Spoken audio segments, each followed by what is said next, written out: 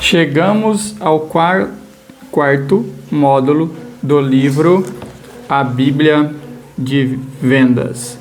Hoje vamos falar do tópico Descubra, ou seja, é a investigação que você faz no seu cliente. No 3 falamos do Envolva-se, falamos do Acredite e falamos do Pense. Hoje iremos falar de Descubra.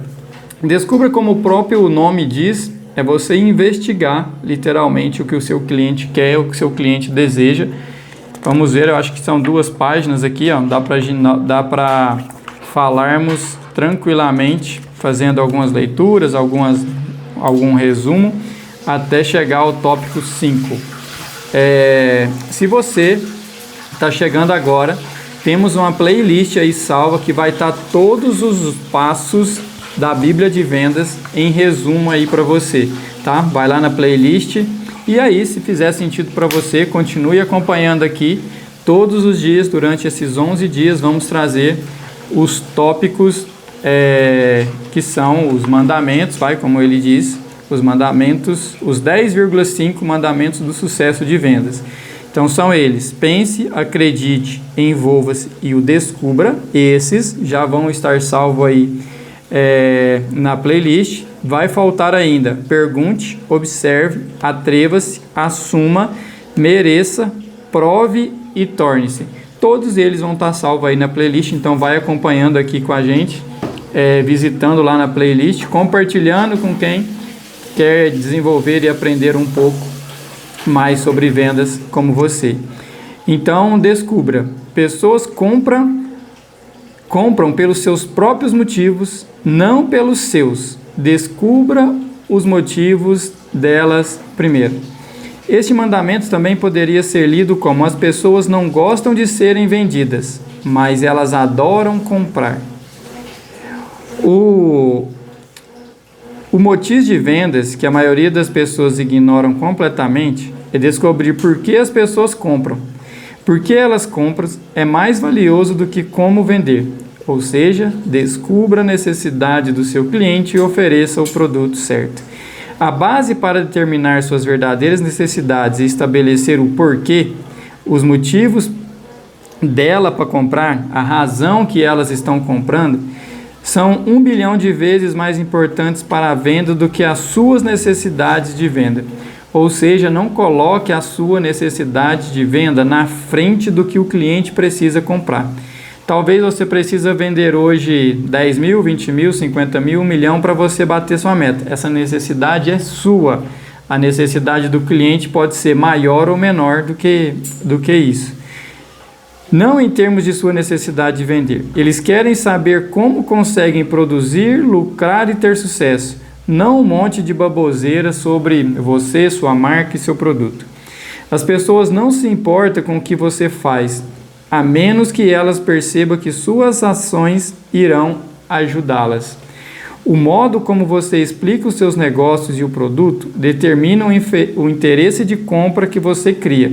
Diga isso em termos do cliente potencial, não em termos de você.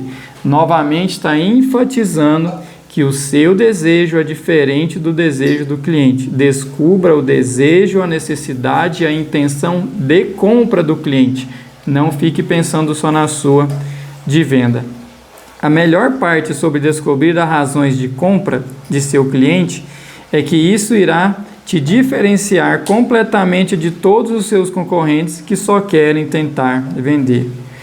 Agora ele vai citar aqui, temos abaixo alguns pontos a serem considerados enquanto se busca descobrir os insights, as ideias, as ações, que criará urgência e pedidos que está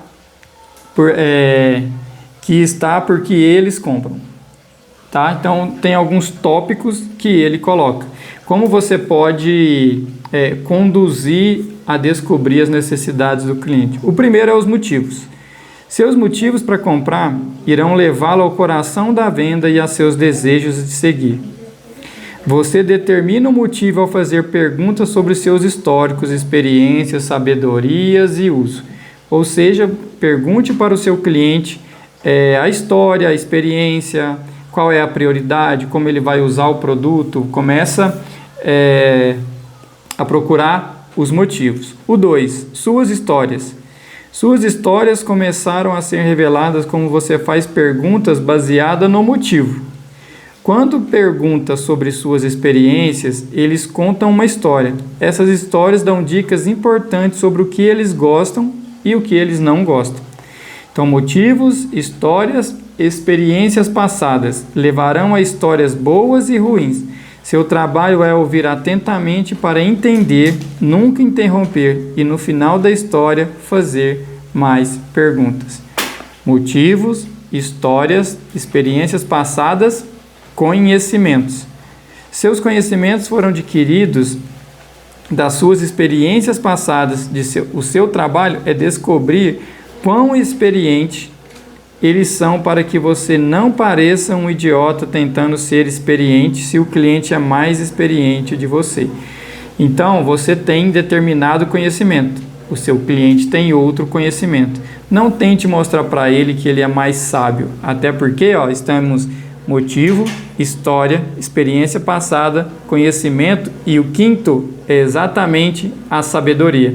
A sabedoria é a fronteira final do seu questionamento sobre seus motivos e as suas experiências passadas. Pergunta-lhes o que aprenderam e como aplicaram esses conhecimentos. Isso irá levar à sabedoria. Quando você consegue chegar à sabedoria, significa que você estabeleceu uma compatibilidade sólida. Depois que você passou então por essa investigação de motivos, história, experiência, conhecimento e a sabedoria, você começa a aprofundar nas necessidades. As necessidades também lhe dirão sobre a urgência em comprar. Ele precisa para agora, para quando, para qual período? Porque com base nessa necessidade vem o desejo, que é a parte emocional do processo de venda. Quanto mais eles desejam algo, quanto mais ele precisa, mais eles encontrarão um meio de possuí-lo. Depois do desejo vem, lógico, o desejo de possuir, que é similar às necessidades, mas com mais orgulho, o orgulho da posse. Todo mundo quer possuir o melhor, nem todos estão dispostos a pagar pelo melhor. O vendedor é quem cria essa diferença. E ele sempre quer ganhar. E vem o desejo de ganhar, que realça as emoções. Você precisa deixar o seu cliente satisfeito com a negociação. Você pode ganhar e deve ganhar, mas ele tem que estar com o desejo, a sensação de que ele também ganhou algo nesta negociação. E vem o desejo de resolver. A sua venda tem que ser para resolver um problema ou uma situação presente na empresa dele. É um fator primário de compra, é desejo de resolver uma urgência dele. Então, quanto mais investigativo for de levantar as necessidades, os desejos, as vontades, para você saber o que você vai resolver para ele, mais fácil é de conduzir a negociação. E tem o desejo de recuperar, que é similar ao desejo de resolver, mas demora mais. Parece ser decidido. Recuperar significa que alguns danos foram causados, sejam ele físico, econômico ou igual. Então, o que é o desejo de recuperar no nosso dia a dia aqui em uma negociação? Sabe que aquele cliente que você chega, você fez todo esse passo a passo até chegar aqui no desejo de recuperar. E aí ele vai falar assim, tá tudo certo, mas eu só vou fechar esse pedido com você a hora que você resolver uma troca. A hora que você resolver o último pedido que nem chegou, a hora que você resolver aquele boleto que eu pedi prorrogação, a hora que você resolver uma situação de um desconto que você não me deu. Então, o desejo de recuperar pode atrapalhar toda a negociação. Antecipe, já leve o retorno, a resposta, para que a hora que chegar nesse ponto recuperar, você já tenha uma resposta precisa, porque fazendo isso, vem as paixões, que são, em a maioria, uma forte emoção. As vendas são feitas emocionalmente, em seguida, justificada logicamente. Quem que nunca comprou, saiu de casa para comprar uma camiseta de R$ 100 e voltou com uma de 300? Você vai ter 1 milhão de justificativas suas para mostrar que você precisava, que era melhor, que o tecido era melhor, mas são justificativas, não necessidades. Você pode sim ter comprado pela emoção. Quanto mais você revelar essas paixões, mais vocês estarão dispostos a compartilhar a probabilidade da venda ser realizada. Especialmente se virem que você também é uma pessoa apaixonada que acredita no negócio. Então, depois que veio aí, passou, recuperou a venda, resolveu, mostrou para o cliente que ele está ganhando também comprando de você, você resolveu aí as necessidades, os desejos, criou essa história com ele de experiências passadas, tem os medos. Os medos também fazem parte da negociação. Mesmo tendo a paixão, o seu cliente ele não pode perceber que o seu concorrente, por exemplo, pode ter uma negociação, uma condição melhor que a sua. Os seus medos estão bem próximos de suas paixões. O medo da perda é maior do que o desejo de ganhar. Sim, eles querem derrotar a concorrência, mas o seu maior medo é perder para a concorrência. Quando você entende esse motivo, você pode prosseguir para a ganância. Então, você está com toda a negociação, mesmo assim, ele ganhando, ele acreditando em você, ele vai ter medo de não estar fazendo um bom negócio, porque possivelmente o seu concorrente pode ter algo igual ou melhor. Então, trate esse medo tratando também a ganância, que ela é definida como os processos mentais sobre quanto eles ganharão por possuir o que você está vendendo. Conforme você fala, os clientes potenciais muitas vezes fazem o que é conhecido como matemática mental, ou melhor, tentam imaginar quanto lucro terão. Eu sempre tento deixar os clientes calcularem os seus próprios números. Tem muito mais poder. Olha só, sabe o que ele fala aqui? Para você deixar o cliente calcular. Marcos, eu faço o contrário disso, você acredita? Eu faço a conta para o cliente. Vou te dar um exemplo aqui. Essa caneta, o cliente está vendendo essa caneta no ponto de venda por R$1. Eu estou vendendo essa caneta para ele a 50 centavos. Eu vou calcular para ele e falar assim, você vai ter uma margem de X se você comprar de mim essa caneta. Qual é a margem que você aplica? Aí entra lá nas perguntas. Se ele falar que aplica uma margem de 30, de 40, eu vou falar assim, comprando de mim, você vai ter 50% de margem. Então eu mostro para ele lá nos outros pilares, a sabedoria, o conhecimento, as experiências. Eu falo, pela experiência, então conte uma história, cria um rapport e aí mostra para ele que você conhece o negócio dele, que você está agregando mais valor para ele, mais negócio e também mais dinheiro no bolso, considerando a margem que ele trabalha versus o preço que ele vai comprar de você para vender no ponto de venda dele. Mas tenha o cuidado da vaidade, é importante para ele. Você tem que crescer a vaidade dele. Embora signifique quase nada para você, quando você experimenta algo em uma loja, você se olha no espelho e pensa sobre a sua aparência.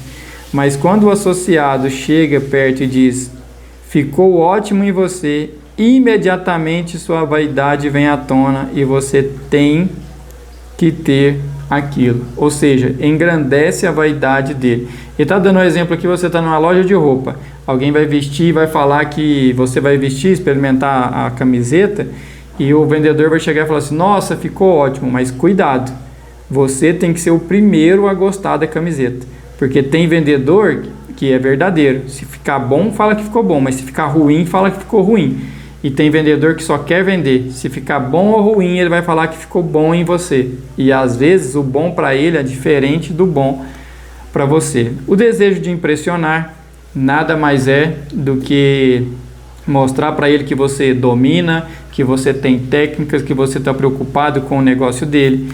A paz de espírito é ele ter ciência que fez um bom negócio com você, que ele vai ficar despreocupado, que agora que ele fechou, vai entregar dentro do prazo, vai entregar correto, o produto vai estar correto, vai chegar no preço certo. Se der algum problema, ele sabe que você vai resolver para ele. O resultado desejado nada mais é do que foi acordado. Tudo que você falar que vai cumprir, tudo que você falar que vai fazer, você deve cumprir, custe o que custar. O risco não falado, cuidado com isso. Se você falar que a entrega vai chegar em 5 dias, mas pode ser que atrase, é o risco não falado. Você vai falar para ele que chega em 5, mas pode ser que atrase. Então, se puder atrasar, se tiver esse risco, fale, não deixe de falar. É melhor você falar que vai chegar em 5 e chegar em 3 do que você falar que vai chegar em 3 e chegar em 5. Cuidado com o risco não falado. Os motivos do porquê precisam ser descobertos para que você possa superar o risco. Por que eles compraram?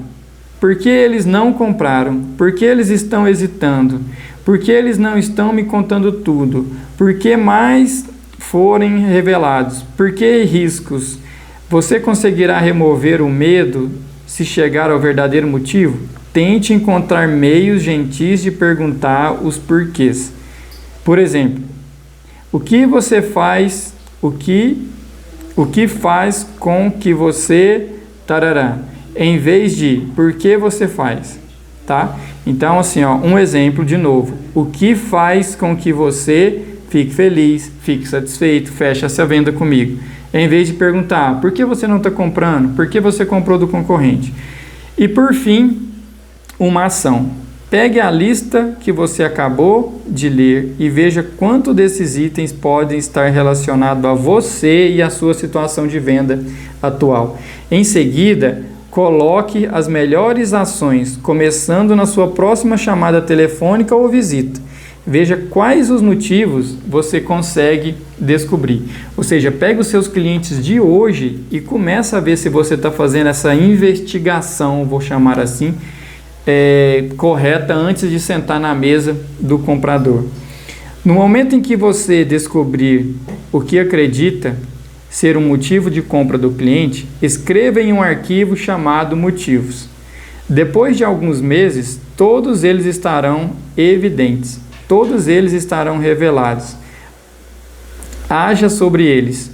Modifique as suas apresentações de vendas para incluir as razões de compra do cliente. Então você precisa sim de uma ação. Se você só acompanhar e não colocar nada em prática, nada vai mudar. Então faça a investigação no cliente e anota os motivos que ele compra ou que ele não está comprando de você. No decorrer de um tempo, de 1 mês, 2 meses, 3 meses, você vai saber todos os motivos e você consegue tratá-los, esses motivos. Então você precisa agir e não só ouvir e ficar sem colocar nada em prática. E quando vem o domínio desse tópico, quando vem o domínio de descobrir, de fazer essas investigações, o domínio das razões de compra leva tempo e os motivos podem mudar com o mercado. Então, ano que vem é ano eleitoral, é ano de Copa, os motivos do seu cliente vai ser diferente desse ano. Então, o seu trabalho é conhecer todos eles e conhecer os riscos relacionados aos que acompanha. O domínio dos motivos acontece quando você consegue identificar os riscos não falados e removê-los. A remoção de risco não é apenas um domínio, é uma supremacia em vendas. Então, para você ter esse domínio de fazer essa investigação, de saber os porquês, de entender a necessidade do seu cliente, de tratar os motivos não falados, é você anotar o que leva ele a comprar, o que leva ele a não comprar de você, e na próxima visita você vai cortando essas arestas até que vai chegar um ponto que ele não vai ter mais motivo para não comprar, a sua venda vai crescer e vai escalar, tá? Terminamos aqui esse tópico. Amanhã iremos estar ao tópico 5. Pergunte. Faça as suas perguntas erradas, obtenha respostas erradas. Então você tem que saber perguntar. Pergunta é o coração de vendas. Muita atenção, te convido para estar junto aqui amanhã. Vai ficar salvo aí na playlist. Vai lá, acompanhe. Deixa aí seu joinha para apoiar o canal. Compartilhe esse vídeo com pessoas de vendas que faz sentido entender e aprofundar. E faça a sua parte. Parte para a ação. Faça essa lista. Coloque os pontos, os motivos que levam o seu cliente a comprar e a não comprar. E na próxima aula, já vai deixando aí o seu comentário também, se você fez a lista, se está fazendo sentido para você, se está mudando a sua realidade nas vendas. Te espero amanhã no próximo vídeo. Até lá!